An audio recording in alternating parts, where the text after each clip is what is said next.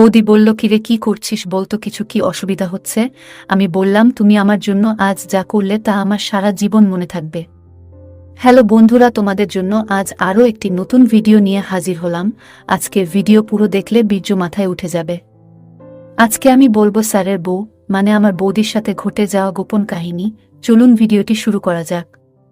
আমি অভিষেক, আমি তখন চাকরি বাকরি কিছু পাইনি, সবে যৌবনে পা দিয়েছি।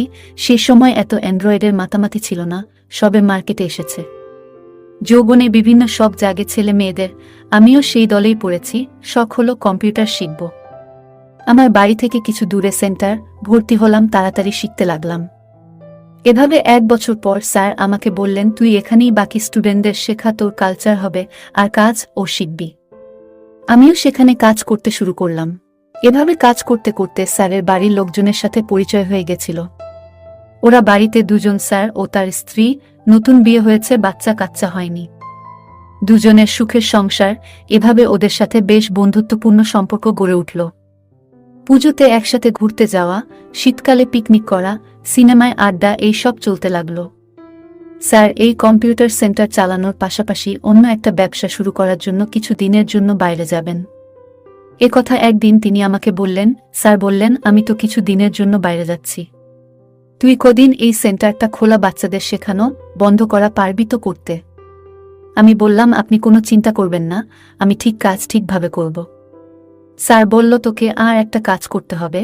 আমি বললাম, কি? স্যার বলল, তোর বৌদিকে দেখিস, যদি কোনো দরকার লাগে সাহায্য করিস। আমি বললাম, আচ্ছা ঠিক আছে।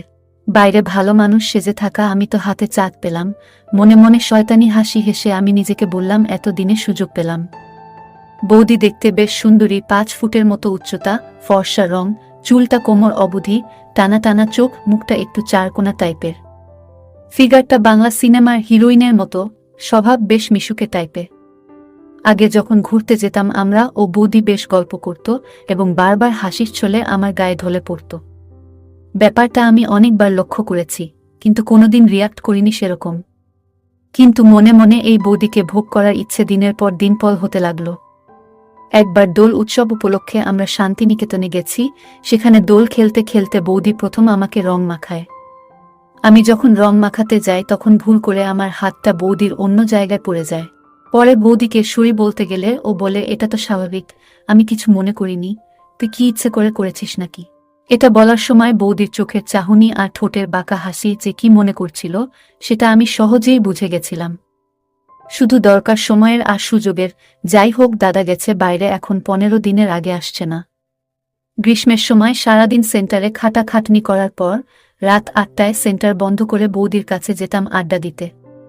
বৌদির হাতে চা খেয়ে মাথা ধরে থাকলে ছেড়ে যেত, যদিও আমি চা খেতে বা গল্প করতে যেতাম না। আমি যেতাম টোপ দিয়ে মাছ ধরতে। একদিন সন্ধ্যা থেকেই মেঘ গুড় করছে, কিন্তু বৃষ্টি নামছে না, গুমোট হয়ে আছে পরিবেশ। সেন্টারের এসিটাও গেছে খারাপ হয়ে। আমার তো মাথা ধরে ঢাক। 8টায় সেন্টারের ঝাঁপ নামিয়ে বৌদির কাছে গেলাম চাবি দিতে। সবে বৌদির বাড়ি ঢুকেছি আর শুরু হলো বৃষ্টি। 2 কাপ চা নিয়ে দুজনে বসে পড়লাম বিভিন্ন গল্পতে। গল্পের ফাঁকে কারেন্ট চলে যাওয়ায় বৌদি একটা মোমবাতি জেলে নিয়ে আসে এবং আমার পাশে বসে। বাইরে অঝোর ধারায় বৃষ্টি হচ্ছে। এবার সামনে কোথাও করকর শব্দ করে একটা বাজ পড়তেই বৌদি ঝাঁপিয়ে আমার কোলে উঠে বসল। বৌদি কিছু ফিল করায় নিজেকে সামলে নিয়ে আমার কোল থেকে নেমে আবার আমার পাশে বসল। এবার আমার ভেতরের শয়তানটা আর বাধা মানছে না, মনে হচ্ছে এখনই এই সোফাতে ফেলে মজা করি। কিন্তু মনকে বাগে আনতে হবে। আমি বললাম, বৌদি এবার উঠি, আমাকে বাড়ি যেতে হবে। বৌদি বলল, ওমা এই বৃষ্টিতে কি করে যাবি? ভিজে গেলে শরীর খারাপ হবে, এখন থাক, বৃষ্টি থামলে পড়ে যাবি। আমার কাছে থাকতে কি তোর খারাপ লাগে? আমি বললাম, না না, খারাপ কেন লাগবে? এই বৃষ্টির যা অবস্থা, সারা রাতেও থামবে কি না সন্দেহ হয়। বৌদি বলল, না থামলে থামবে না, আমার কাছে থাকবি। তোর স্যার ও বাড়ি নেই, একা থাকতে কেমন লাগে? একজন থাকলে ভালো লাগবে। তখন রাত 10টা বেজে গেছে, বৃষ্টি থামার কোনো চিহ্ন নেই, তার সঙ্গে ঝোড়ো হওয়া আর বিদ্যুৎ। বৌদি রাতের খাবার আগে থেকেই বানিয়েছিল, রুটি আর চিকেন খেয়ে আরামে বসেছিলাম সোফাতে। বৌদি ধোয়া মোছা করে আমাকে বলল, শোন, তোকে এই অবস্থায় আমি ছাড়ব না, তুই আজ এখানেই শুয়ে পড়ো। আমি নেকা সেজে বললাম, এখানে তো একটাই খাট, শুতে অসুবিধা হবে। বলে রাখি, বৌদিদের বাড়িটা খুবই ছোট, ভাড়া বাড়ি, মালিক অন্য জায়গায় থাকে। একটা কিচেন, বাথরুম, একটা বারান্দা, সেখানে সোফা, টিভি আর একটা ছোট বেডরুম। বৌদি বলল, তুই আমার পাশেই শুবি, তোর তো খারাপ চিন্তা নেই আমাকে নিয়ে। আমার যখন তোর পাশে শুতে অসুবিধা নেই তখন তুই আর নাটক করিস না। রাতে এক বিছানায় শুব এটা শুধু কল্পনা করেছি মাত্র। পাশে সত্যি করে এমন একটা রসভরা বৌদি শুয়ে আছে, এটা ভেবেই আমার খুব আনন্দ হচ্ছে। বৌদি বলল, কিরে কি করছিস বলতো, কিছু অসুবিধা হচ্ছে? আমি বললাম, তুমি আমার জন্য আজ যা করলে তা আমার সারা জীবন মনে থাকবে।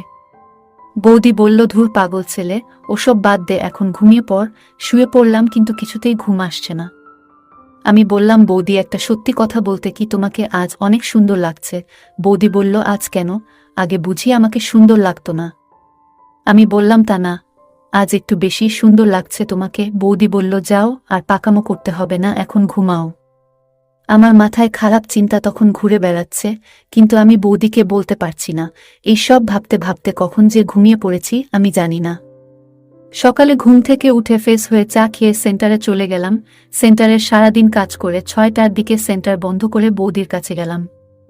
আজকেও বৃষ্টি হবে মনে হচ্ছে, তাই বৌদি বলল আজকেও থেকে যেতে, আমিও থেকে গেলাম। মনে মনে ভাবছি, আজকে যে করে হোক বৌদিকে পেতে হবে, কেননা কালকে স্যার চলে আসবে, আর স্যার এলে আমি আর পাবো না। আমরা খাওয়া দাওয়া করে শুয়ে পড়লাম। আমি এবার বুকে সাহস নিয়ে বৌদিকে আমার মনের কথা বললাম। বৌদি বলল, তোমার কি মাথা খারাপ হয়েছে নাকি? তুমি জানো তুমি এসব কি বলতেছ? তাছাড়া আমি তোমাকে ভাইয়ের মতো দেখি। বৌদি বলল, এসব ঠিক না, আর আমি তোমাকে কোনোদিন ওরকম চোখে দেখিনি।